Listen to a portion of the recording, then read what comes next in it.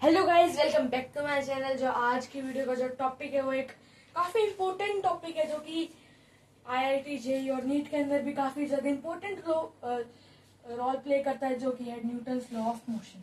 ये चैप्टर का नाम है और ये बहुत ज्यादा इम्पोर्टेंट है। और इस वीडियो के अंदर मैं आपको स्टार्टिंग से लेकर एंड तक बहुत अच्छे से समझाऊंगा। और अगर आपको कोई भी फिर भी डाउट हो तो आप कमेंट जरूर करें, मैं रिप्लाई जरूर करूंगा। तो let's start without wasting our time. Newton first law of motion. Newton first law of motion जो है वो इनर्शिया के ऊपर है। इनर्शिया इनर्शिया क्या है? इनर्शिया एक ऐसी चीज है जैसे जो किसी भी चीज को मूव करने के से स्टॉप करती है। जैसे एक कार है, वो रेस्ट पे है, कोई एक्सटर्नल फोर्स नहीं है, वो रेस्ट पे रहेगी। और मोशन में है तो मोशन में रहेगी। एक्सटर्नल फोर्स लगना चाहिए तभी होगा। नेट फोर्स इतने जीरो है, इतने कुछ नहीं होगा। जैसे ये एक कार है, मैं आपको ये एग्जांपल बताता हूँ। देखिए, इसके अंदर नीचे अर्थ ग्रेविटी लगा रही है, उसके ऊपर नॉर्मल फोर्स 90 डिग्री फोर्स, और वो रेस्ट पे है तो दोनों कैंसिल आउट कर देते हैं। ये एक्सटर्नल फोर्सेस कैंसिल आउट हो गए। अब और जो एक्सटर्नल फोर्स है नहीं तो फिर वो रेस्ट पे ही रहेगी। ये स्टेट करता है कि अगर किसी बॉडी पे कोई एक्सटर्नल फोर्स नहीं लगता तो अगर वो रेस्ट पे है तो रेस्ट पे रहेगी, यूनिफॉर्म मोशन में है तो यूनिफॉर्म मोशन में रहेगी। ये होना भी चाहिए, क्योंकि जैसे अगर फोर्स नेट अगर वो जीरो होगा तो वेलोसिटी कांस्टेंट होगी। अब ये तो है नहीं, एक ह्यूमन बॉडी है, वो खुद के ऊपर जोर लगा के ऊपर तो मूव कर नहीं सकते। आप खुद ट्राई करो, आप खुद के ऊपर फोर्स लगा के नहीं कर सकते। अब इनर्शिया के 3 टाइप्स होते हैं।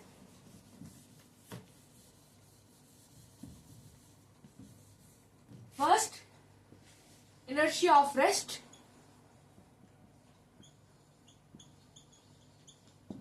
दूसरा, इनर्शिया ऑफ मोशन।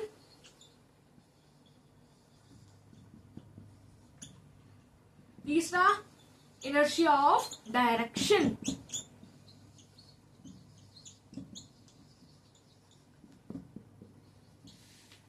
जैसे रेस्ट का मैंने आपको अभी एग्जांपल दिया था कि एक कार है, उसके ऊपर कोई एक्सटर्नल फोर्स नहीं लग रहा तो वो रेस्ट पे ही रहेगी। जैसे और एग्जांपल्स, जैसे जब हम दिवाली की सफाई करते हैं तो जो मोटे ब्लैंकेट्स होते हैं उनको हम कैसे साफ करते हैं? जो हमारी ब्लैंकेट होती है उसको एक रेस्ट पे रखा जाता है और उसके बाद स्टिक या हाथ से मारा जाता है, जिससे जो डस्ट के पार्टिकल्स हैं वो रेस्ट पे रहना चाहते हैं और मोशन का अपोज करते हैं। पर ब्लैंकेट जिसके ऊपर हमने डायरेक्टली फोर्स अप्लाई किया है वो मूव कर जाती है और डस्ट नीचे गिर जाती है। अब देखते हैं इनर्शिया ऑफ मोशन। तो इनर्शिया ऑफ मोशन के अंदर क्या होता है? अगर एक बॉडी कांस्टेंट स्पीड से चल रही है तो वो उसी स्पीड से चलती रहेगी।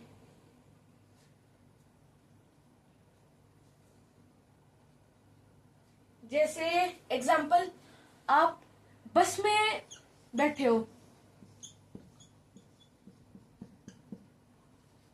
अब एकदम ड्राइवर ने एकदम फास्ट स्पीड में चलाया, फोर्स बहुत ज्यादा लगा दिया, तो फिर पहले तो जो एफ नेट था वो जीरो था तो उसी जगह पे थी। पर एकदम जब फोर्स लगाया, जब जो पैर थे जो कांटेक्ट में थे उनके ऊपर तो फोर्स लग गया, पर ऊपर वाली फोर्स अपोज करते हुए रेस्ट पे रहना चाहेगी और पीछे की तरफ मूव करेगी। दूसरा एग्जांपल, जैसे फोर्स नेगेटिव डायरेक्शन में है, मतलब ब्रेक लगाया एकदम, तो फिर पैर तो पीछे चले गए क्योंकि वो कांटेक्ट में थे। पर जो ऊपर अपर बॉडी है वो आगे आ जाएगी क्योंकि वो पोज कर रही थी उसका। तीसरा, इनर्शिया ऑफ डायरेक्शन। जैसे फॉर एन एग्जाम्पल, अगर हम किसी बस से जा रहे हैं,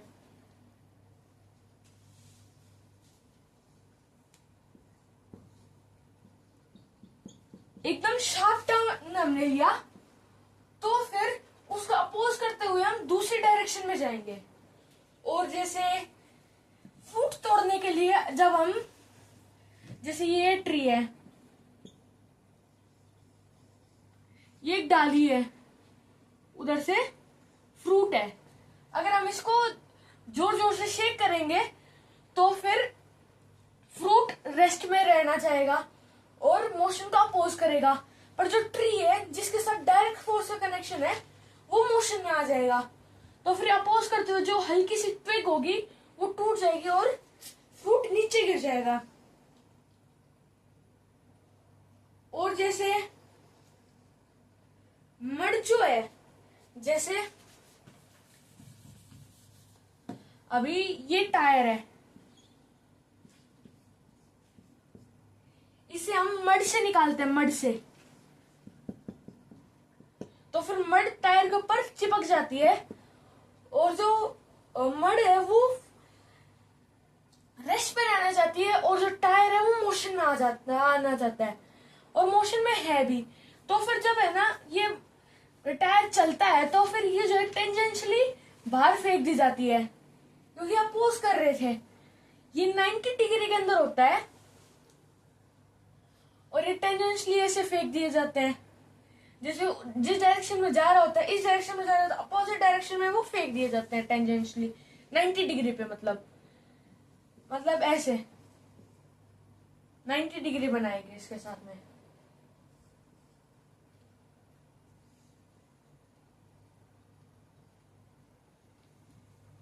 ठीक है, तो फिर जब आगे चलता है तो फिर अगर इस तरफ जा रही है बॉडी तो फिर उस ये अपोज करते हुए टेंजेंशियली जाएगा। इसीलिए मडगार्ड यहाँ पे प्लेस किया जाता है ताकि जो मड है मोस्टली इधर लगती है जो हमारी साइड आ रही होती है। तो मैं उम्मीद करता हूँ आपको ये समझ में आ गया हो। डाउट हो तो फिर आप कमेंट सेक्शन में बता सकते हैं।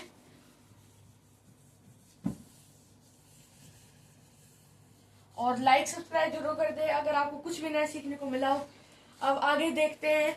आगे अब जो टॉपिक है वो है लीनियर मोमेंटम। लीनियर मोमेंटम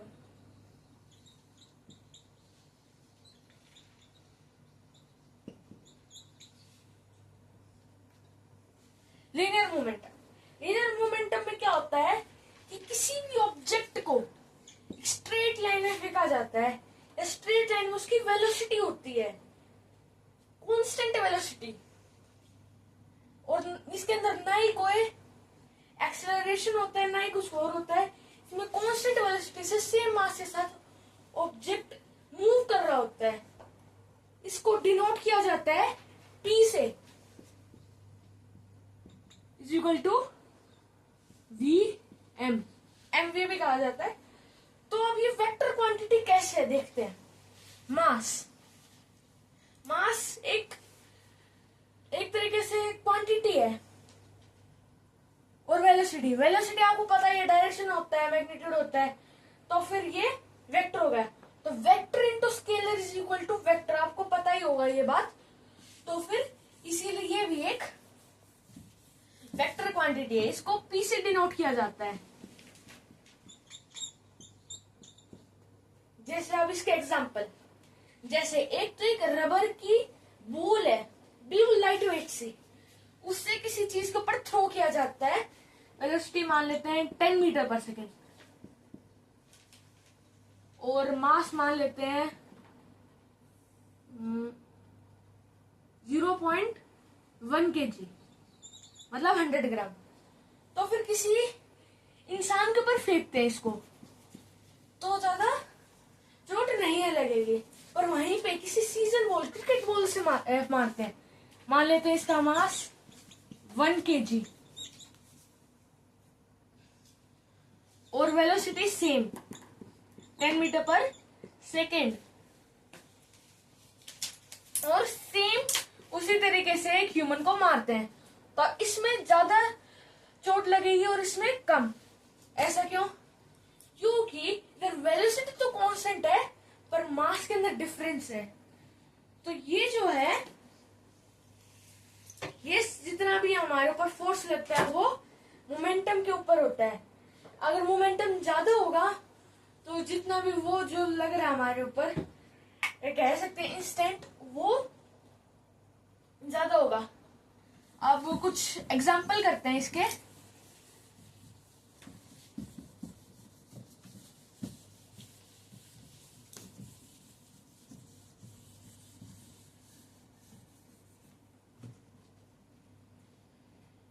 तो जैसे एक बॉल है, एक बॉल है, ball, a ball is thrown, mass मान लो 1 kg और velocity is equal to √3 metre per second. और ये इस बात का आप ध्यान रखना, इसके अंदर जो P is equal to mv होता है, इसके अंदर मास को केजी में लेना है और वेलोसिटी को मीटर पर सेकेंड में लेना है। इसी से ही इसकी एसआई यूनिट आएगी KG metre per second, that is equal to KG metre second -1। इस बात का ध्यान रखना है कि इसको केजी में और इसको मीटर पर सेकेंड में लेना है और एसआई यूनिट। और सीजीएस यूनिट के लिए सीजीएस यूनिट, उसके लिए मास को ग्राम में और वेलोसिटी को सेंटीमीटर पर सेकेंड से। अब फिर इसका आएगा GCM पर सेकेंड या ग्राम सेंटीमीटर सेकेंड -1। इस बात का आप ध्यान रखना, mostly KG metre per second में लिया जाता है।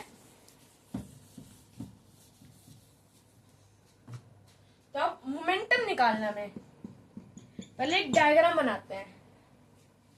एक बॉल है, मास 1 kg, नाम दे देते हैं ए बॉल। अब वो वेलोसिटी √3 से फेंका जाता है, तो मोमेंटम निकालना है। Momentum is equal to mass into velocity. अब 1 इंटू √3, तो √3 kg मीटर पर सेकेंड, ये आंसर आएगा। आप नोट कर सकते हैं। और अब दूसरा, ये तो बिल्कुल इजी सा क्वेश्चन था। अब देखते हैं, अब आता है एक अच्छा क्वेश्चन। तो फिर अब देखते हैं, एक ऑब्जेक्ट बी, मास मान लेते हैं 10 kg, वो एक एंगल के साथ में फेंका जाता है with horizontal, theta is equal to 30 degree. और अब वेलोसिटी भी चाहिए, वेलोसिटी वो मान लेते हैं 5 मीटर पर सेकेंड। अब इसे निकालना है। अब इसके अंदर वेक्टर का यूज होगा, ठीक है। पहले डायग्राम बना लेते हैं एक क्लीन सा।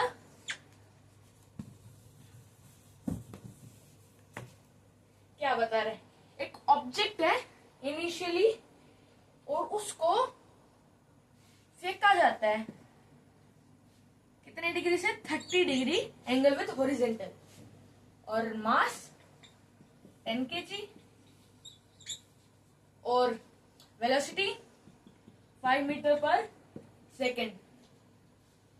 तो अब इसके कंपोनेंट करने पड़ेंगे। तो एक होगा एक्स एक्सिस पे आई कैप और एक होगा वाई एक्सिस पे जे कैप। तो अब इसका एक वापस डायग्राम बनाते हैं।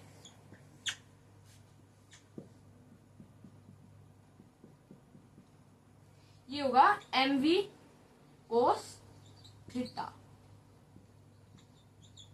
ये होगा mv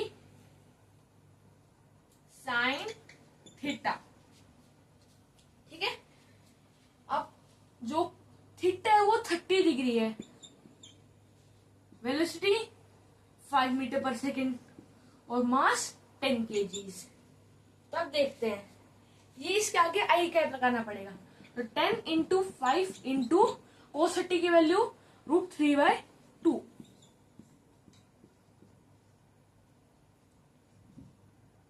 25 √3 आई कैप, ये आंसर है। और अब इधर mv साइन थीटा, अब m mass 10 into velocity 5 sine theta sine 30, sine 30 की वैल्यू 1/2, 25। अभी यूनिट्स नहीं लगा रहा हूं, ये जे कैप, ये वाई एक्सिस में। अब हमने दोनों अलग अलग उसमें निकाल लिया, अब P वो निकालना है। तो अब 25 √3 I cap plus 25 J cap. अब आपको कुछ कॉमन दिख रहा है इधर, 25 तो √3 I cap plus 1 J cap. इस 1 को हटा सकते हो आप, क्योंकि 1 के लिखे ना लिखे मल्टीप्लाई करें उससे कोई इफेक्ट नहीं पड़ेगा। kg metre second -1। ठीक है, समझ में आया? आप नोट कर सकते हैं आप चाहें तो। अब एक और अच्छा लेवल का क्वेश्चन करते हैं, और उसके अंदर मैं आपको एक अलग मेथड बताऊंगा। तो उससे पहले एक और कॉन्सेप्ट सीखते हैं, एक छोटा सा। तो अब P is equal to mv।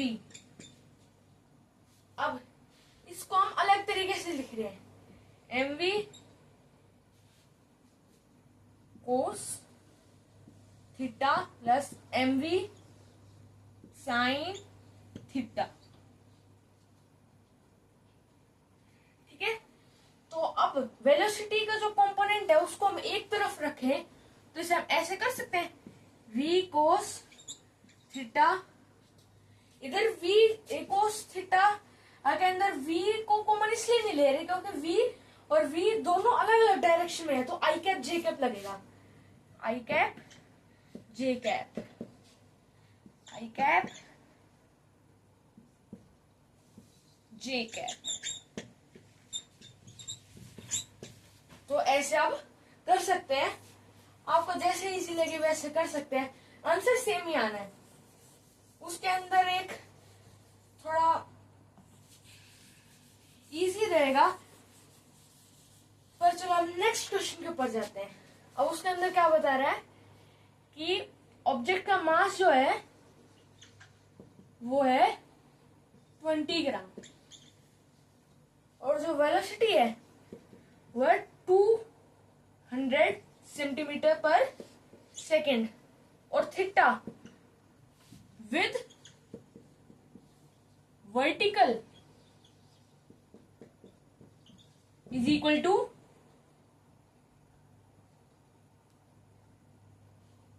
60 degree.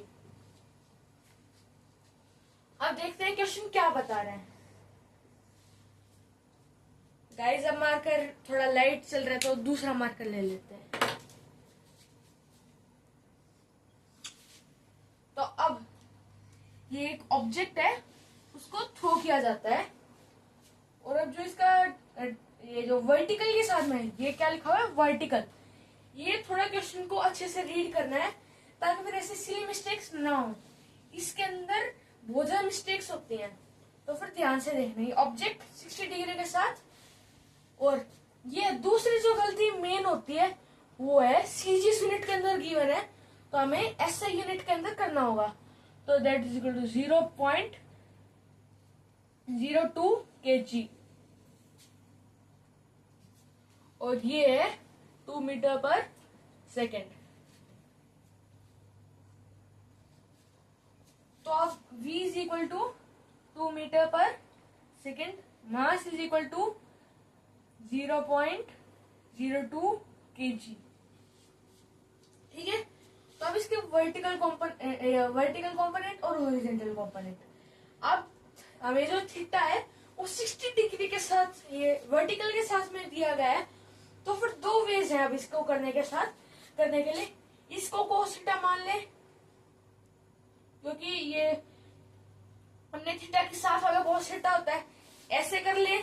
या फिर इसको ये 60 है, इसको 90 minus 60 that is equal to 30 कर लें। अभी आसान हो जाएगा, क्योंकि अब ये सारा इधर mv cos 30 इधर, mv sin 30 ऊपर, आई कैप जे कैप। सेम आएगा आंसर। मैं दोनों तरीके से करके दिखाता हूँ। पहले नीचे 30 डिग्री मान के, तो उसके अंदर पहले ये निकाल लेते हैं। इसकी वैल्यू आएगी, मास जो है वो है 0.02, जो अपनी वेलोसिटी है वो 2, cos 30 का वैल्यू √3/2,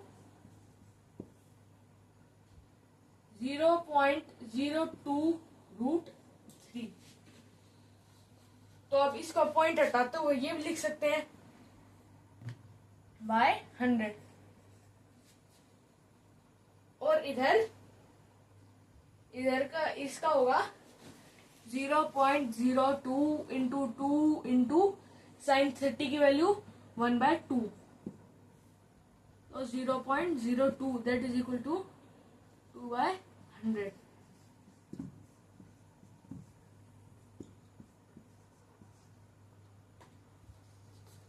तो अब ये ऐसे आंसर आ गया। अब √3/50 आई कैप प्लस 1/50 जे कैप।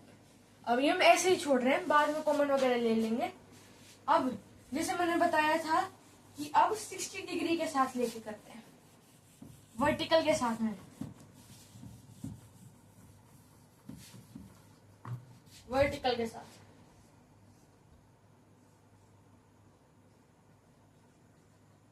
अब ये cos 60 हो जाएगा, तो 0.02 इंटू 2 इंटू cos 60 की वैल्यू 1/2,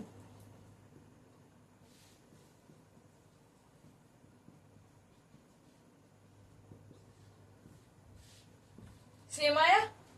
अब इधर नीचे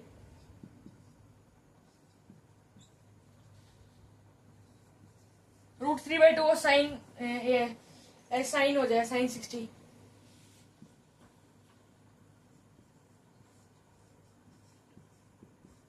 सेम आ गया। तो फिर या तो उसको माइनस करके नीचे एक्स एक्सिस के साथ में थीटा कर लो, तो वो 60 तो नीचे आ जाएगा cos थीटा। और अगर ऊपर रखना चाहते हैं तो फिर वर्टिकल के साथ रखना चाहते हैं तो y एक्सिस में आ जाएगा cos थीटा। आई होप आपको अभी तक बिल्कुल अच्छे से समझ में आया होगा। तो अब आगे देखते हैं।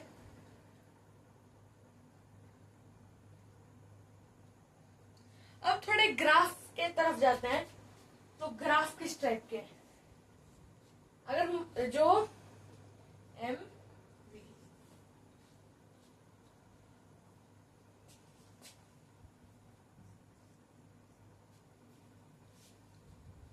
अगर मास कांस्टेंट है, तो अगर वेलोसिटी कांस्टेंट है, तो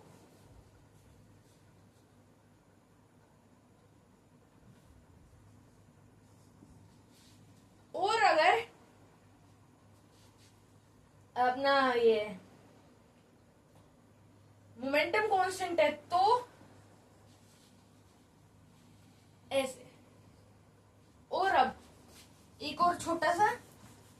delta P equal to P final minus P initial. ठीक है,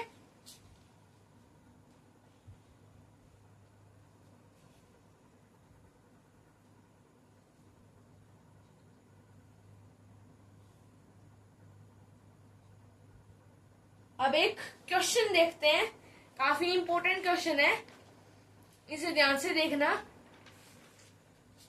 एक बॉल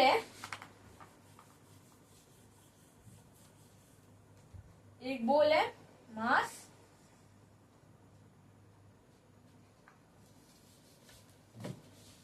मास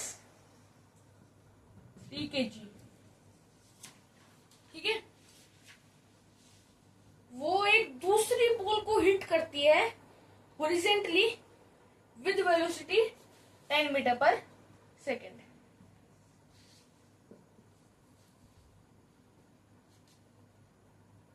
और वो वापस टकरा के आ जाती है रिबाउंड, वो सेम स्पीड के साथ, वेलोसिटी तो डिफरेंट हो जाएगी, तो वेलोसिटी -10 मीटर पर सेकेंड के साथ वापस रिबाउंड हो जाती है।